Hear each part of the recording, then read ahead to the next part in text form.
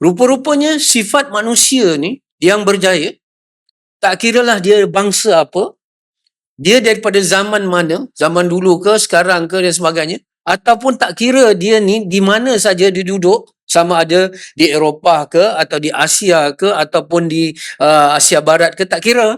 Di mana saja, orang yang berjaya ni ada satu, ada apa ni, sifat-sifat, karakteristik yang sama semuanya.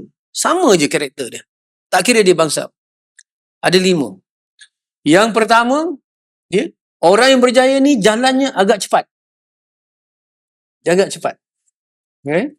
Yang kedua, orang yang berjaya ni banyak senyum dan senyumnya memang senyum lebar. 2. Alhamdulillah, syukur kepada Allah Subhanahu Wa Taala kerana Allah telah memberi banyak kebaikan buat kita pada saat ini. Allah telah memilih kita di kalangan ramai hamba-Nya untuk datang ke rumahnya, untuk rukuk, sujud, untuk membesarkannya, dan kemudian Allah memilih kita untuk berada di dalam majlis ilmu. Majlis yang sangat mulia di sisi Allah dan Rasul-Nya. Pada malam ini saya memilih satu tajuk, iaitu Cinta Allah Tujuan, Cinta Rasulullah sebagai Jalan. Sekali lagi saya ulang cinta Allah sebagai tujuan, cinta Rasulullah sallallahu alaihi wasallam sebagai jalan. Walaupun hasrat saya untuk menyambung kuliah kita pada bulan yang lalu, iaitu tentang keluarga sakinah mawaddah rahmah, tetapi saya dulukanlah tajuk ini, sebab kita nak menghadapi bulan Ramadan dan bulan Syawal, mudah-mudahan bulan Rabiul Awal, maafkan saya, bulan Rabiul Awal.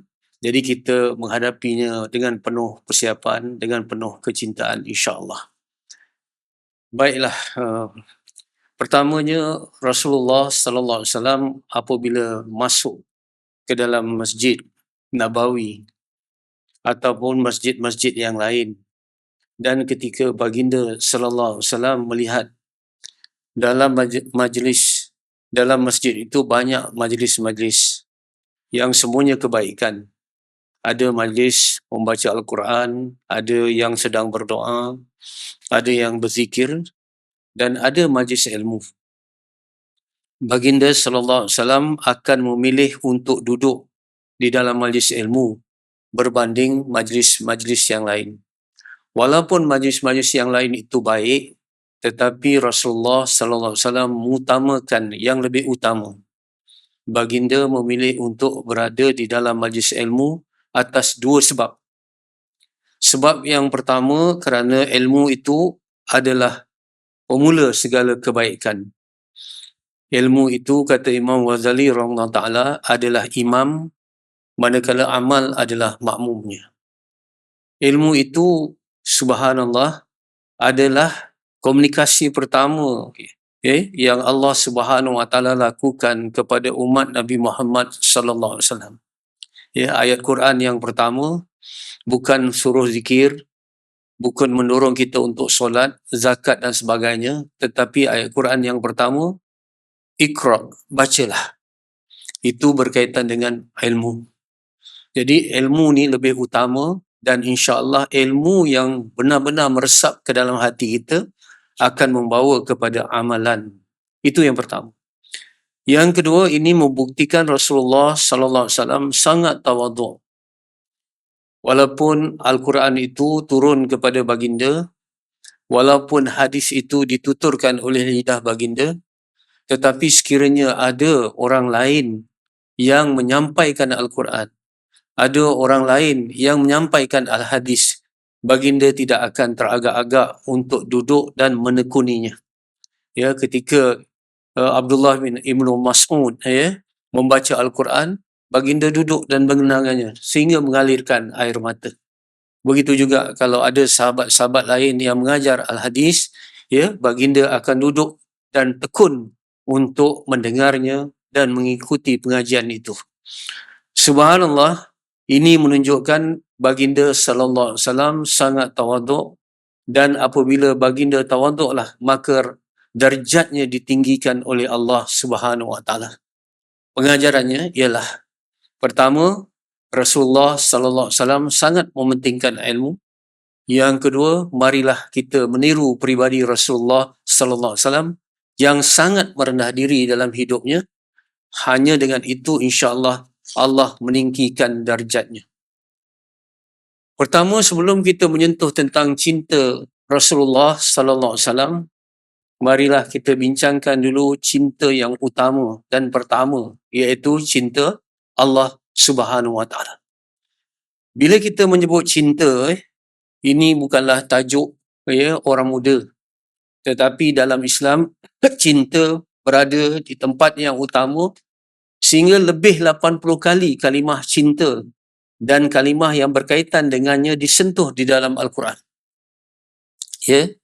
Dan juga dalam Al-Hadis, kerap cinta itu dikaitkan dengan iman.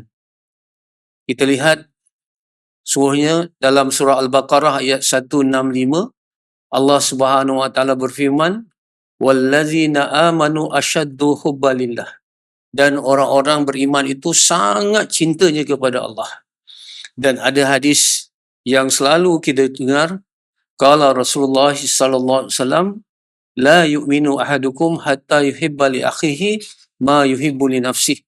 Tidak sempurna iman seseorang sehingga seorang itu mencintai saudaranya seperti mana dia mencintai dirinya sendiri. Jadi iman dikaitkan dengan cinta. Iman dikaitkan dengan persaudaraan. Jadi sebab itu subhanallah, cinta ini sangat penting untuk kita bincangkan. Cinta yang pertama dan utama ialah cinta Allah Subhanahu wa taala. Orang yang ada cinta Allah di dalam hatinya, walaupun ada kekurangan lain di sudut harta ke, di sudut rupa ke, di sudut kuasa ke, ada kekurangan. Tetapi dalam hatinya ada cinta. InsyaAllah kekurangan-kekurangan lain itu akan dapat diatasi. Maksudnya kalau kita ada cinta Allah, kita akan dapat segala-galanya. Tetapi sekiranya kita ada harta, kita ada rupa, kita ada kuasa, ada segala-galanya, tapi cinta Allah tidak ada di hati kita, maka segala-galanya itu tidak akan memberi ketenangan dan kebahagiaan pada hati kita. Sebab itu, walau dalam keadaan apa sekalipun, miskin, kaya, ternama, ataupun kita orang biasa, orang atas, orang bawah, marhain atau bangsawan, yang paling utama kita usahakan adalah untuk mendapat cinta Allah Subhanahu wa taala. Bila ada cinta Allah Subhanahu wa taala di hati kita, maka di sanalah ada kebahagiaan, ketenangan dan kejayaan. Kerana apa?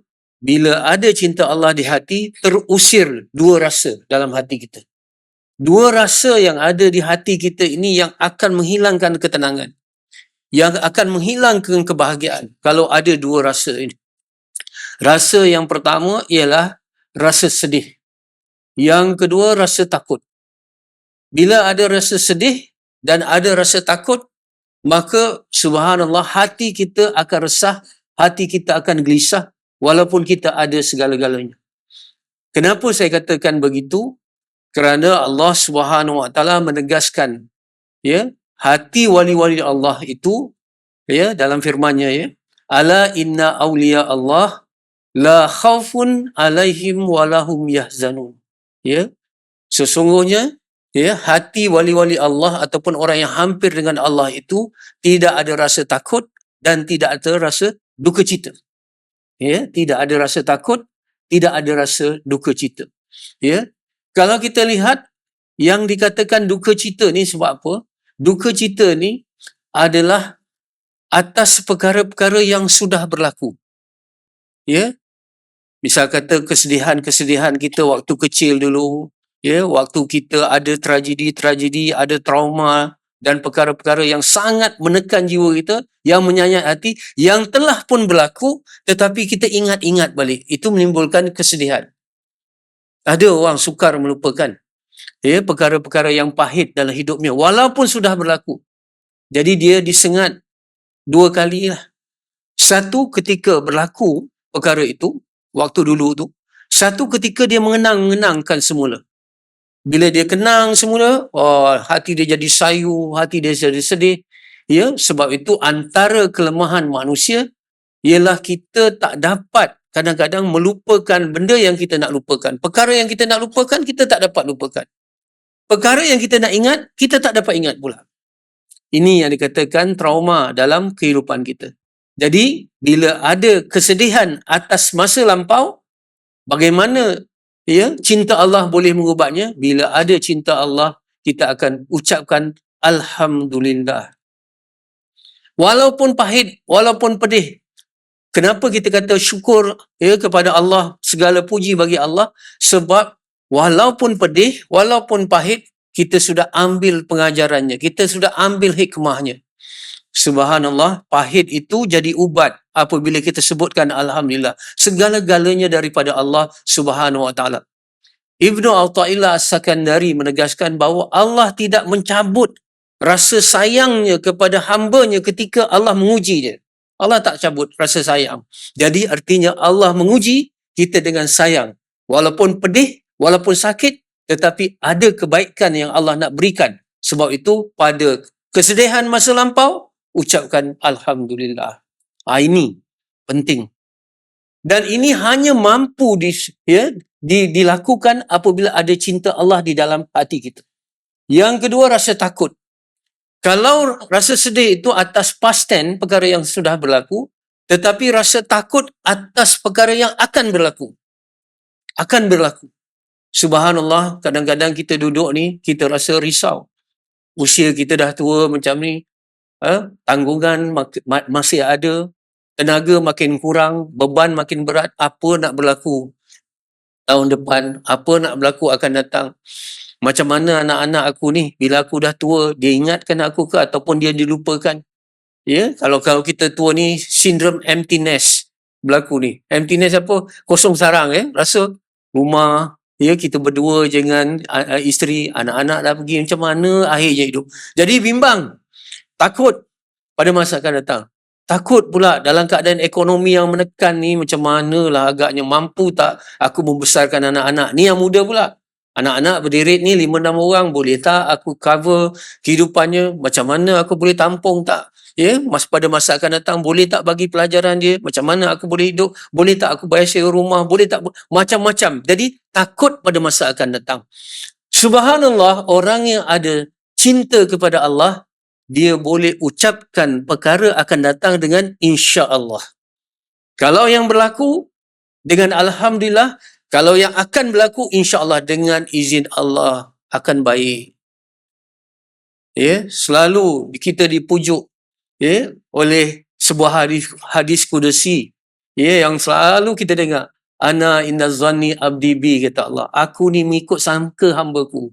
Kalau hamba pun sangka baik, akan dapat baik, insya-Allah. Kita berusaha, insya-Allah, tawakal dengan berbekal, kita berusaha sungguh-sungguh, tetapi di hujungnya tetap kita menyerah kepada Allah dengan insya-Allah Allah akan bagi kebaikan bagi kita. Walaupun kita sentiasa yakin takdir mengatasi tadbir, tadbir daripada manusia, takdir daripada Allah, tetapi kita laksanakan sebaik-baik tadbir. Dan insya-Allah kita menunggu sebaik-baik takdir dengan insya-Allah. Ini boleh dibuat kalau dalam hati kita ada cinta kepada Allah. Sebab segala apa yang berlaku atas perkara yang telah berlaku dan akan berlaku, semuanya daripada Allah Subhanahu Wa Taala, dan Allah sayang kepada kita. Ya, cinta Allah ini adalah bekal untuk menghadapi kehidupan kita. Sebab itu, kalau kita lihat Rasulullah sallallahu alaihi wasallam yang sangat mencintai Allah dan Allah sangat mencintai Rasulullah hingga dikatakan Habibullah. Selalu apa saja berlaku dalam kehidupan Rasulullah sallallahu alaihi wasallam yang penuh dengan ujian itu, disebut dalam buku Tasawuf Moden oleh Profesor Dr. Hamka, dia kata, selalu Rasulullah SAW berkata kepada dirinya, Ana Abdullahi, aku ni hamba Allah dan Allah tidak akan mengecewakanku. Ya? Aku hamba Allah dan Allah tidak akan mengecewakanku. Walaupun asakan, walaupun tekanan itu kuat, tetapi Rasulullah SAW bertahan, aku ni hamba Allah dan Allah tidak akan mengecewakan. Ini orang yang cinta Allah. Penting cinta Allah ni. Sehingga Rasulullah SAW menegaskan, ya, kalaulah boleh aku mengambil seorang manusia untuk menjadi kekasihku, agak-agak siapa yang Rasulullah pilih? Ya, isterinya? Bukan. Ya, Rasulullah SAW kata, kalau boleh aku mengambil manusia untuk menjadi kekasih utamaku, nescaya aku memilih Sayyidina Abu Bakar. Abu Bakar As-Siddiq sebagai kekasihku. Tetapi kekasihku yang hakiki adalah teman daerah tinggi. Teman daerah tinggi, Rafiqil A'la. Artinya, Rasulullah SAW meletakkan Allah itu di tempat yang tinggi di dalam hatinya. Ya? Sebab itu apabila kita meletakkan cinta Allah di dalam hati kita dan tidak meletakkan makhluk sebagai keutamaan di dalam hati kita, maka sandaran kita itu satu sandaran yang kukuh dan teguh. Kalau kita sandarkan kepada manusia, manusia boleh berubah hati. Betul, Walaupun isteri kita, walaupun suami kita, walaupun orang yang hampir dengan kita, anak kita. Sekarang ni kita tengok macam-macam yang berlaku dalam kehidupan. Bagaimana orang boleh berubah hati. Tetapi katalah, ya, anak kita, isteri kita, suami kita setia. Tapi mungkin di hujung usia dia sakit. Tak mampu dia nak menjaga kita. Dan pasti manusia ni akan menghadapi mati. Dia akan meninggalkan kita. Betul? Pasti berlaku. Sama ada kita pergi dulu atau dia pergi dulu. Maka sandaran kita kepada makhluk ini, ya, akan menyebabkan penderitaan kalau kita tidak benar-benar meletakkan cinta Allah sebagai cinta nombor satu. Sebab itu Sayyidina Ali radhiyallahu anhu menegaskan, aku telah hidup sekian lama, kata Sayyidina Ali. Aku telah hidup sekian lama. Dan aku telah merasai banyak kepahitan. Dan banyak dia merasai kepahitan dalam hidup ini. Tetapi tidak adalah suatu yang lebih pahit daripada mengharapkan dengan manusia. Kalau kita mengharap kepada manusia, bersedialah untuk kita disakiti. Kalau kita mengharap kepada manusia, bersedialah untuk dikecewakan. Bukan artinya kita tak boleh sayang, kalau kita tak boleh cinta manusia. Tetapi jangan melebihi cinta Allah di dalam hati kita. Tengok betapa bebasnya Sayyidina Khalid Al-Walid. Ya? Ketika Sayyidina Umar melucutkan jawatannya daripada jeneral kepada soldadu biasa, askar biasa. Diganti dengan Abu Ubaidah Al-Jarrah. Esoknya ke medan peperangan, Sayyidina Khalid berperang macam biasa, tak terjejas langsung. Kalau sekarang ni, kalau lihat, kalaulah jadi ketua, tiba-tiba dipecat, berlaku macam-macam cerita. Tapi Sayyidina Khalid, waktu dipecat, dia berjuang macam biasa. Bila orang tanya apa rahsianya, dia jawab, aku berjuang bukan kerana Umar. Artinya dia berjuang kerana Allah Subhanahu Wa Taala. Yang ini yang kita nak sungguh-sungguh masukkan ke dalam hati ini. Ya, selalu kita kata, kalau kita dapat nikmat, kita syukur. Kalau kita dapat musibah, kita sabar. All is well. Apa saja adalah baik. Tetapi tidak mungkin kita dapat melakukan itu dengan semudah itu. Kecuali, kata ulama-ulama tasawuf, kita melazimi zikir yang panjang di dalam hati kita.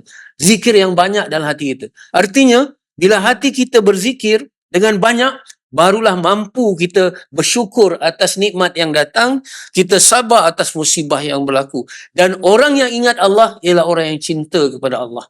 Kerana bila kita cinta, pasti banyak menyebut. Sebab, kenapa kita banyak menyebut? Sebab banyak mengingat. Bila cinta, kita banyak mengingat, dan bila banyak mengingat, pasti banyak menyebut. Dan ini satu kekuatan dalam kehidupan kita. Sebab itu, subhanallah, saya tegaskan sebelum berpindah kepada poin selanjutnya, ialah benar-benarlah kita meletakkan cinta Allah dengan selalu mengingatinya, berzikir padanya, dan dengan selalu menyebut-nyebut namanya, dan insya-Allah akan terusir dua rasa di dalam hati kita, iaitu rasa takut dan rasa duka cita. Ini penting. Apabila kita meletakkan cinta Allah itu penting, timbullah sekarang bagaimana nak dapat cinta Allah itu. Bagaimana nak dapat cinta Allah? Kita dah tahu cinta Allah itu segala-galanya. Lebih penting daripada harta, lebih penting pada rupa, daripada nama dan sebagainya. Di sana Allah memberitahu sendiri. Dalam surah Al-Imran, ayat 31. Selalu kita dengar ayat ini. A'udzubillahi minasyaitonirrajim. Qul in kuntum tuhibbunallah fattabi'uni yuhibbukumullah wa yaghfir lakum dzunubakum. Allah dah tegaskan sekali. Allah bagi tahu. Kalau kamu nak dapat cinta Allah, dengar ini.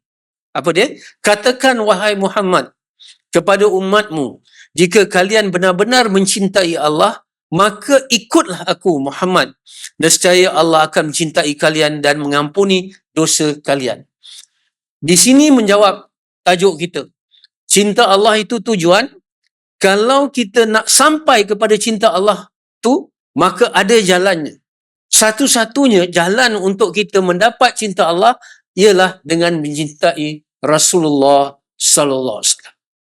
Jadi, subhanallah, ini menegaskan kata kita penting untuk kita mencintai Rasulullah. Tidak ada pilihan. Bukan pilihan nak cinta Rasulullah ni nak ke tak nak. Tak ada pilihan. Mesti. Sebab cinta Allah tu akan menyelamatkan kita daripada kesengsaraan dunia dan akan menyelamatkan kita daripada azab api neraka. Jalannya mesti jalan mencintai Rasulullah sallallahu alaihi wasallam. Itu yang pertama. Yang kedua, kita tengok bila kita nak cinta, kenapa kita perlu cinta Rasulullah sallallahu alaihi wasallam? Kerana itulah cara untuk bersama dengan Rasulullah sallallahu alaihi wasallam di dalam syurga. Itu caranya. Satu ketika Rasulullah sallallahu alaihi wasallam berada dalam majlis seperti ini, tiba-tiba seorang Arab Badui datang terus terjah dengan soalan. Rasulullah sedang bagi kuliah ataupun tentang berpesan tentang perkara subjek yang lain. Tapi orang Arab Badui ini terjah dengan soalan. Mata sa'ah. Bila berlaku kiamat? Oh, kalau kita terganggulah macam tu Kita tengah konsentrate, tiba-tiba dia terjah, dipotong saja begitu. Subhanallah. Rasulullah diam. Dia ajukan soalan tu kali kedua dan kali ketiga. Rasulullah tetap diam. Rasulullah habiskan kuliah. Selepas sampai segala-galanya, Rasulullah tanya orang yang bertanya. Subhanallah, indahnya akhlak Rasulullah dan bijak. Bukan indah saja akhlaknya, tapi bijak. Fatanah. Rasulullah menjawab soalan dengan satu soalan. Apa yang kau telah persiapkan untuk menghadapinya? Begitu Ini yang dikatakan kita adalah umat bukan untuk tahu dengan kepala saja, tetapi untuk kita buktikan dengan amal. Sekarang ni kita tengok dalam media sosial macam-macam. Kata memang umat akhir zaman. Baru ni berlaku ribut di Mekah, betul. Tengok keadaan-keadaan dunia, kemudian dikatakan cecair di dalam perut bumi dah cair. Dulu dia macam bentuk macam pepejal lagi, sekarang dah cair. Kata Profesor Dr. Rofa, macam-macam kata. Ada kata ulama-ulama di Yaman dah dapat isyarat bahawa Dajjal dah lahir macam ni, macam banyak. Tetapi subhanallah, yang kita lihat yang tak semayang terus tak semayang. Tidak ada satu dorongan untuk kita melaksanakannya. Kita ambil itu sebagai maklumat saja. Orang tak bertambah, orang tidak melakukan perubahan. Sebab itu Rasulullah sallallahu alaihi wasallam bertanya balik kepada orang Arab Badui ni, apa yang telah kau persiapkan untuk menghadapinya? Action. Dan orang Arab Badui ni pun dia vokal juga. Dia pun berani juga. Dia sebut daripada hatinya. Dia kata, aku belum mempersiapkan dengan banyak solat, dengan banyak puasa, dengan banyak amalan yang lain, tetapi aku mempersiapkan untuk menghadapinya dengan rasa cinta yang mendalam terhadap engkau. Itu je. Jadi Arab Badui ni bagi tahu dia berbekal cinta je kepada Rasulullah. Amalan tidak banyak. Amalan tidak banyak, tetapi yang dia bawa ialah rasa cinta kepada Rasulullah sallallahu alaihi wasallam. Lantas Rasulullah menjawab, seorang itu akan bersama dengan orang yang dicintainya di hari akhirat. Itu jawapan Rasul. Artinya kalau benar-benar Badui itu mencintai Rasulullah, confirm seorang itu yang dia cintai di dunia, itulah yang akan bersamanya di hari akhirat. Kalau dia cinta Rasulullah, pasti dia bersama Rasulullah di dalam syurga. Jadi ini satu petunjuklah bagi kita. Boleh kita muhasabahlah dalam majlis ini, dalam diri kita. Siapa yang kita cintai di dunia ni? Tepuk dada tanya hati kita. Kalau dalam hati kita ni, tak ada langsung cinta kepada Rasulullah. Ya? Dan cinta kepada Rasulullah ni menjadi sebutan semata-mata. Cinta Allah tu begitu juga kering, kontang, tak basah dalam hati kita. Sebaliknya ada cinta-cinta yang lain yang betul-betul menyebabkan kita bimbang kalau tak dapat. Itu yang kita buru, itu yang kita fikir selalu. Dengan orang itu ataupun dengan perkara itulah kita akan bersama di hari akhirat. Ini kita takut. Jadi pesankan kepada anak-anak kita, pesankan kepada diri kita, ya. Tengok, ya, apa yang selalu kita sebut, apa yang selalu kita lihat, apa yang selalu kita bimbangkan, apa yang selalu kita dorong untuk mencarinya. Kalau orang yang baik, insya-Allah kita akan bersama dengan orang baik itu di hari akhirat nanti. Ya. Sebaliknya kalau kita cinta kepada orang yang salah, kita akan berada di tempat yang salah. Subhanallah, kita dengar, ya, hadis ini biasa-biasa saja. Tapi Ibnu Abbas dan para sahabat yang ada hadir dalam majlis itu, mereka berkata waktu mendengar sabda Rasulullah yang seorang itu akan bersama dengan orang yang dicintainya di hari akhirat, kami gembira macam hari itu hari raya. Gembira sangat. Sebab para sahabat walaupun banyak amalan, tetapi mereka tidak iktimat dengan amalan. Mereka tidak sandarkan kepada amalan. Sebab itu orang-orang yang dekat dengan Allah makin banyak beramal, mereka makin takut dengan Allah dan makin menangis kalau amalan itu tidak diterima. Macam kita lepas solat, kita istighfar. Bukan atas dosa kita waktu di jalan raya, waktu dosa kita di tempat lain. Kita istighfar tu atas dosa kita di dalam solat yang mungkin lalai, ya, yang mungkin menerawang fikiran kita, hati kita tidak jitu mengingati Allah. Sebab tu kita istighfar. Jadi para sahabat lebih-lebih lagi. Walaupun mereka itu subhanallah cintanya kepada Rasulullah tinggi, tapi mereka takut amalan mereka tidak diterima.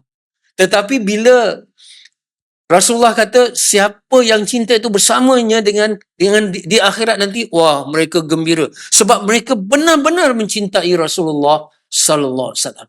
Jadi ini, ya, satu dorongan pada hati kita, marilah sama-sama, ya, menjelang Rabiul Awal ini, insya-Allah kita tekad betul-betul kali ini kita nak cinta, ya, Rasulullah sallallahu alaihi wasallam. Ya, tengok bagaimana sempurnanya cinta, ya, Allah, ya, bagaimana, ya, mencintai Rasulullah itu membawa kepada iman yang mendalam, iman yang sempurna. Subhanallah, satu ketika Sayyidina Umar bercerita dalam hadis riwayat Bukhari, ya, subhanallah, berbunyi begini mafhumnya. Kami mengiringi Nabi sallallahu alaihi wasallam dan baginda memegang tangan Umar Al-Khattab. Cuba bayangkan Rasulullah, ya, betapa eratnya dengan sahabat. Ada tak orang macam ni, ya? Dalam jalan dengan Sayyidina Umar, Rasulullah pegang tangan Sayyidina Umar. Rapatnya, ya. Dan Rasulullah begitulah. Bukan saja kata-katanya menyejukkan hati para sahabat, tetapi perbuatannya begitu. Pernah satu ketika Rasulullah SAW, ya, memberi salam dan memeluk Muaz bin Jabal daripada belakang. Cuba tengok, ya, macam tu, ya, peluk, Muaz bin Jabal daripada belakang. Apa kata Rasulullah? Aku sangat cinta kepadamu, wahai Muaz. Sangat cinta kepadamu, wahai Muaz. Justru jangan lupa berdoa dengan doa ini. Selepas saja solat, jangan lupa doa ni.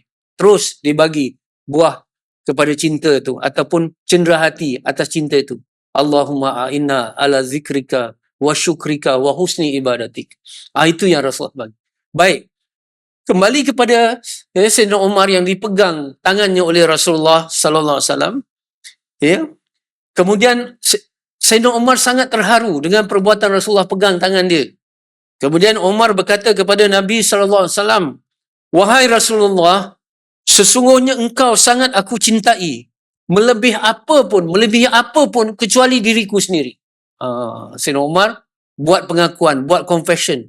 Aku cinta sangat pada engkau ya Rasulullah. Lebih daripada segala-galanya, lebih daripada ibu, lebih daripada ayah, lebih daripada kecuali diriku sendiri. Aku lebih cinta diriku sendiri. Ini pengakuan. Maka Nabi SAW menjawab, tidak. Demi yang jiwaku berada di tangannya, hingga aku sangat engkau cintai, melebihi dirimu sendiri. Kata Rasulullah, tak sempurna lagi. Sehingga engkau cintai lebih daripada dirimu. Apa kata Sayyidina Umar? Tengok ya, mereka bila dapat satu nasihat daripada Rasulullah, terus menjunam pada hati dan dia keluarkan rasa hatinya pada waktu itu juga. Sayyidina Umar membalas. Lalu Umar berkata kepada baginda, sesungguhnya sekarang, demi Allah, engkau sangat aku cintai, melebihi diriku sendiri. Maka Nabi SAW bersabda, Al-an, sekarang baru sempurna. Al-an tu maksudnya, apa? Now. Maksudnya sekarang lah, baru sempurna. Artinya, subhanallah, ya, bagaimana agak-agaknya diri kita. Bila kita dengar hadis, bila kita dengar cerita ini, bagaimana hati kita dengan Rasulullah sallallahu alaihi wasallam.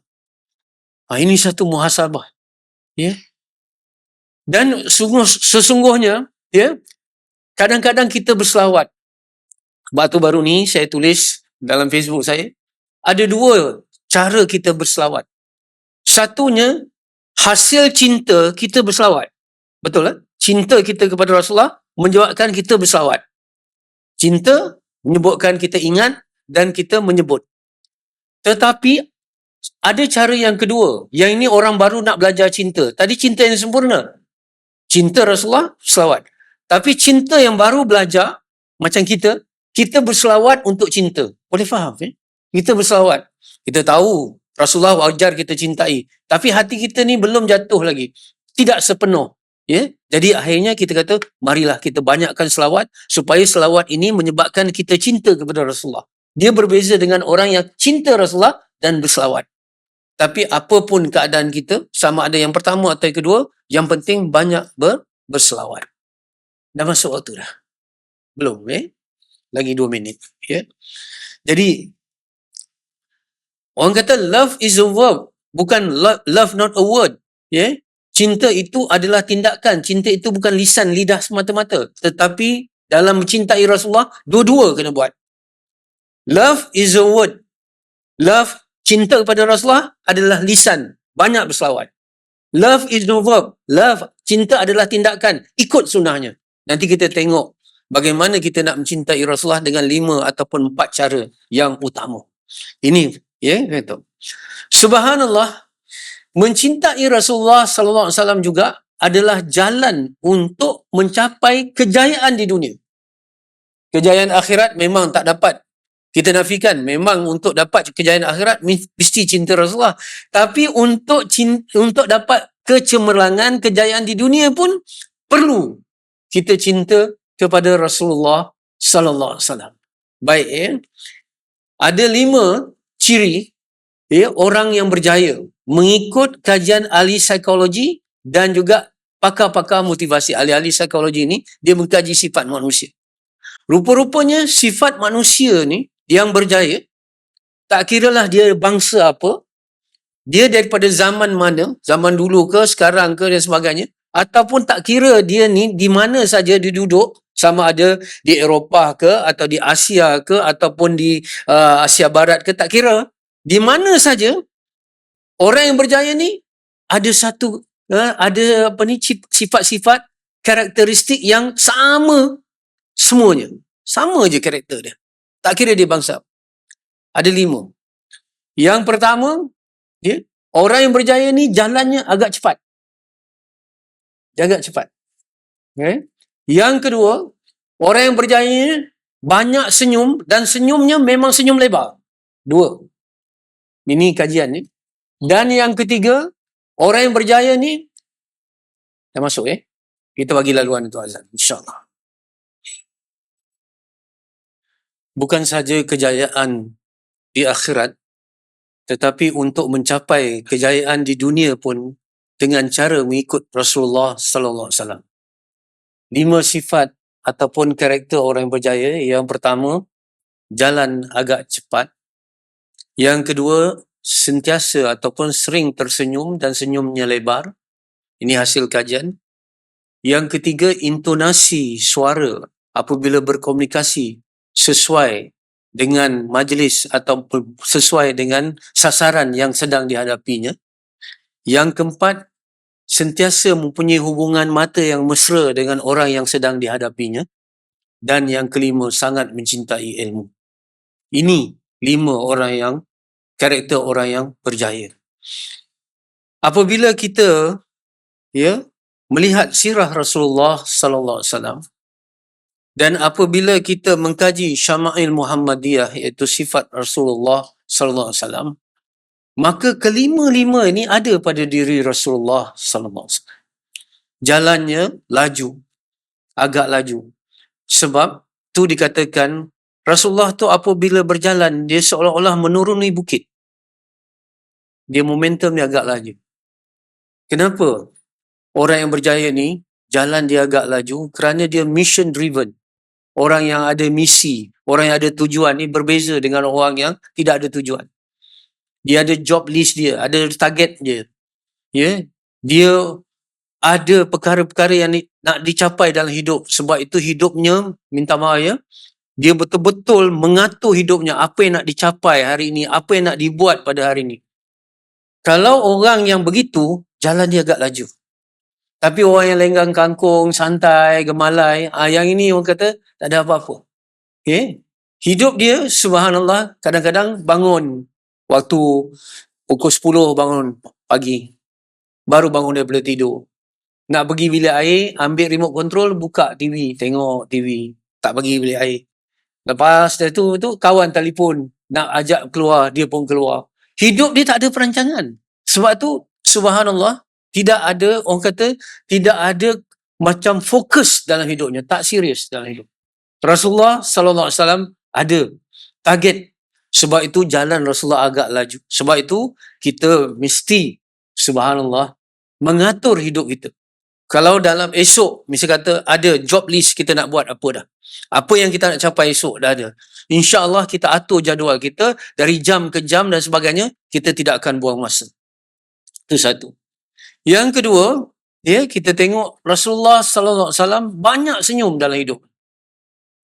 Seorang sahabat, satu riwayat kata Jarir, satu lagi kata seorang sahabat bernama Jarir, radhiyallahu anhu.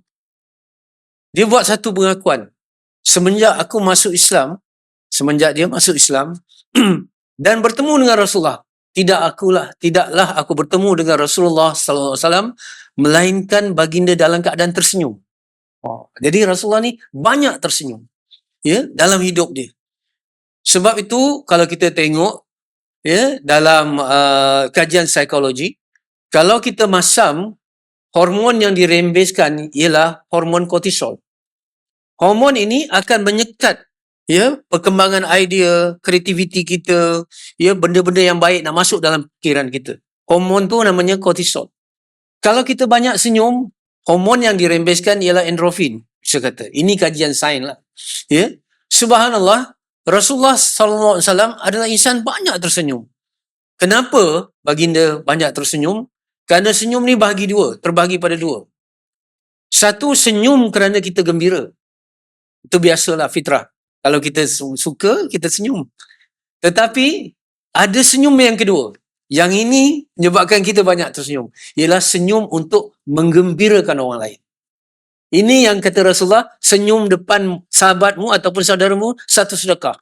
Kita tak gembira apa-apa, tapi kita nak gembirakan orang lain. Jadi, lepas ini kita praktiklah dalam hidup kita. Bersama isteri kita di rumah, bersama suami kita, bersama anak kita. Jangan hanya senyum, hanya apabila kita gembira. Tapi cubalah senyum untuk menggembirakan orang lain. Nescaya kita akan banyak tersenyum. Sekiranya kita hanya menanti gembira untuk senyum, kita akan sedikit. Tetapi kalau kita nak gembirakan, datang ke masjid, nampak kawan kita, mulakan dengan senyum, bagi salam, sapa dan sebagainya. Jumpa sahabat-sahabat kita, jumpa orang bukan Islam pun, kita banyakkan senyum. InsyaAllah, kita akan banyak tersenyum dan itu adalah karakter orang yang berjaya. Yang ketiga, Rasulullah sallallahu alaihi wasallam intonasi suara.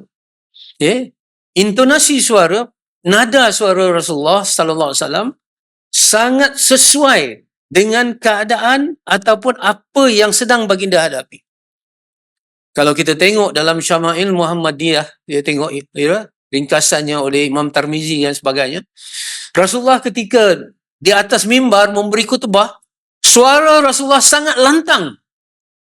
Nampak urat-urat di pada dahinya dan juga pada lehernya.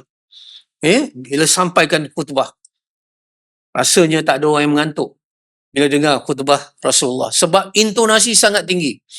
Nak tahu kata sebagai perbandingan, tengok perbarisan baru ni, kemerdekaan kan, macam mana orang bagi ketua tentera bercakap pada tentera. Itulah yang dituliskan dalam riwayat hadis, Rasulullah SAW ketika memberi khutbah, seolah-olah ketua tentera berkata dengan tenteranya, memberi arahan kepada tenteranya. Sangat tinggi, sangat nyaring. Subhanallah. Tetapi apabila baginda duduk dengan sahabat, mengingat tentang kematian, mengingatkan tentang akhirat dan tentang persaudaraan dan kecintaan, suara Rasulullah SAW diberitakan dalam hadis, sumpama suara orang yang nak mengucapkan selamat tinggal. Terlalu sahdu, terlalu macam-macam perlahan, yang bukan perlahan tu sampai tak dengar, tetapi perlahan tu sampai menyentuh sangat hati. Jadi ada tempat Rasulullah menggunakan suara yang nada yang sangat tinggi, ada ketika Rasulullah SAW ada tempat yang rendah. Sesuai dengan keadaan. Kita tak. Kita dalam keadaan yang patutnya suara tinggi, kita pelan. Ada suara yang jelas, kita kata, waktu itu kita pula tak jelas. Jadi ini. Yang keempat. Rasulullah sentiasa membuat hubungan yang mata yang mesra dengan orang yang sedang dihadapinya. Sebab itu diberitakan, kalau dalam satu majlis Rasulullah memberi khutbah ke ataupun memberi nasihat ke, katalah macam ni, ada lebih kurang 30 orang lah kata. Usai majlis itu, setiap daripada mereka akan merasai dialah yang paling dihargai oleh Rasulullah. Contohnya macam ni, seorang tu keluar daripada majlis Rasulullah, merasakan Rasulullah banyak tengok aku tadi. Banding orang lain, Rasulullah banyak tengok aku. Dia rasa begitu. Dia rasa dia paling hargai dibanding orang lain. Kenapa? Rasulullah membentuk hubungan mata dengan orang yang mata adalah jendela hati. Kalau kita nak buat hubungan hati, terlebih dahulu kita buat hubungan mata dengan orang itu. Sebab itu kalau kita berkomunikasi, minta maaf sekarang, dengan isteri pun kadang-kadang tak berhubung mata dah lama dah. Kita baca paper, isi tanya kita. Tak ada kita nak tanya, bang masak apa hari ni? Masaklah ikut awak lah, apa-apa. Bagi sedap, kita tengok paper. Ataupun kita tengok buku. Tak tengok dia. Patutnya kita lupakan. Diberitakan, kalau kita tengok dalam Syama'il Muhammadiyah, ketika seorang, katalah satu arah ini, Rasulullah ditanya, sedang berdepan. Tiba-tiba ada seorang arah lain bertanya kepada Rasulullah. Apa yang Rasulullah buat? Apakah Rasulullah hanya menoleh? Kalau macam ni, Rasulullah menoleh? Tidak. Dalam hadis mengatakan, Rasulullah akan seluruh badannya Rasulullah akan pergi berdepan orang tu. Bukan saja muka, tetapi seluruh badan Rasulullah hadapi. Artinya, subhanallah, kalau orang bertemu dengan Rasulullah, pasti jatuh cinta. Pasti tertarik. Sebab tu komen orang yang selalu berjumpa Rasulullah buat kali pertama, mereka akan berkata, ini bukan muka pendusta. Tengok saja muka Rasulullah, ini bukan muka pendusta. Dia kata, body language dia, bahasa tubuh Rasulullah sangat meyakinkan, sangat penyayang. Kelihatan pada reaksinya, pada matanya, pada tubuhnya apabila berdepan dengan seorang. Ini Rasulullah sallallahu alaihi wasallam. Dan yang kelima, seperti mana yang saya katakan tadi, Rasulullah sangat mencintai ilmu. Sangat mencintai ilmu. Sebab itu ada ciri kejayaan pada Rasulullah SAW. Dan orang ataupun golongan yang paling dapat mengikuti Rasulullah, siapa dia? Para sahabat.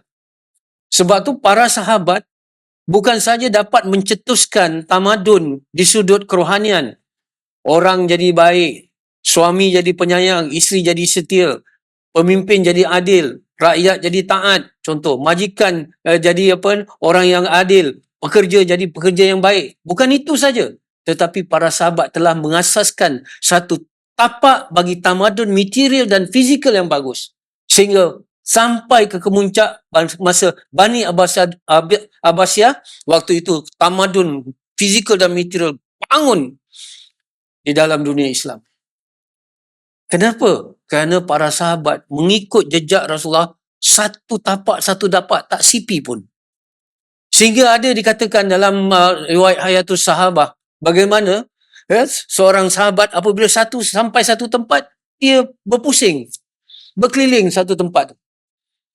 Orang yang mengikut di belakang kata, kenapa kamu pusing? Kenapa kamu keliling tempat ni? Tak ada apa-apa yang signifikan. Tak ada apa-apa, tak ada benda ke apa-apa, tapi pusing. Aku pernah melalui lorong ini ataupun jalan ini bersama Rasulullah dan aku dapati baginda pusing. Jadi bila aku sampai ke sini, pusing. Gitu. Mereka ikut step by step. Sebab itu para sahabat berjaya sehingga diiktiraf oleh Allah Subhanahu Wa Taala. Kuntum khaira ummah. Mereka itu adalah sebaik-baik umat yang dilahirkan di kalangan manusia.